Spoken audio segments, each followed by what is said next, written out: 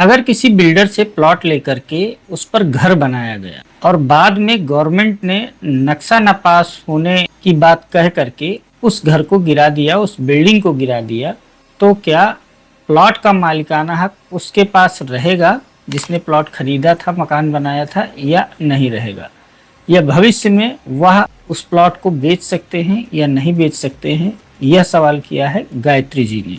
तो गायत्री जी देखिए, अगर आपने किसी बिल्डर से कोई प्लॉट खरीदा या किसी किसान से खरीदा या किसी भी व्यक्ति से खरीदा जिसका अप्रूवल नहीं है कॉलोनी का या लेआउट पास नहीं है, आपने खरीद लिया, आपके नाम पर दाखिल खारिज हो गया। अगर दाखिल खारिज वाली जमीन नहीं है, यानी 143 या धारा 80 है, दाखिल खारिज नहीं हुआ है, तो भी कोई दिक्कत वाली बात नहीं। आपने खरीदा, आप उस दिन उसके मालिक हो गए। उसके बाद में आपने घर बना लिया, ठीक है, आप घर में रहिए। अगर प्राधिकरण उस मकान को यह कह करके गिरा देता है कि यहाँ पर नक्शा पास नहीं है, तो भी आप जमीन के मालिक 100% रहेंगे।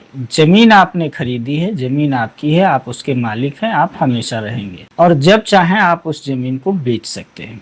इसमें कोई समस्या वाली बात नहीं है। नक्शा पास नहीं है का मतलब ये है कि यहाँ पर नक्शा पास नहीं है, यानी कि आपने निर्माण करने की अनुमति नहीं ली है और जो प्लॉटर है उसने प्लॉटिंग करने की अनुमति नहीं ली है। तो बिना अनुमति के यह काम किया गया है, इसलिए इसका ध्वस्तीकरण हो रहा है। अगर आपका कोई ऐसा मामला है कि मकान गिरा दिया गया है अगर यह बोल करके कि नक्शा पास नहीं है, तो कोई बात नहीं, वह तो नुकसान आपका हुआ ही, लेकिन जमीन आपकी है, आप जब चाहें उसको बेच सकते हैं, उसमें कोई समस्या वाली बात नहीं है। कभी भी आपको कोई प्रॉपर्टी खरीदना हो, कोई प्लॉट खरीदना हो, कोई मकान खरीदना हो या कुछ भी प्रॉपर्टी आप खरीद रहे हैं, तो उसके पहले उस प्रॉपर्टी का भू उपयोग क्या है मास्टर प्लान के अंदर, यह जरूर चेक कर ले, उसके बाद में ही खरीदें। नक्शा तो बहुत सी जगह ऐसी हैं जहां पर नहीं पास है लेकिन लोग रह रहे हैं और मकान बना रहे हैं, लेकिन उन जगहों पर सबसे ज्यादा समस्या आती है जहां पर मास्टर प्लान में लैंड यूज फेवर में नहीं है। तो आप लोगों को जब भी कोई प्रॉपर्टी खरीदना हो तो उसका लैंड यूज जरूर पता करें, साथ साथ में जमीन का लीगल और टेक्निकल जरूर चेक करवाएं,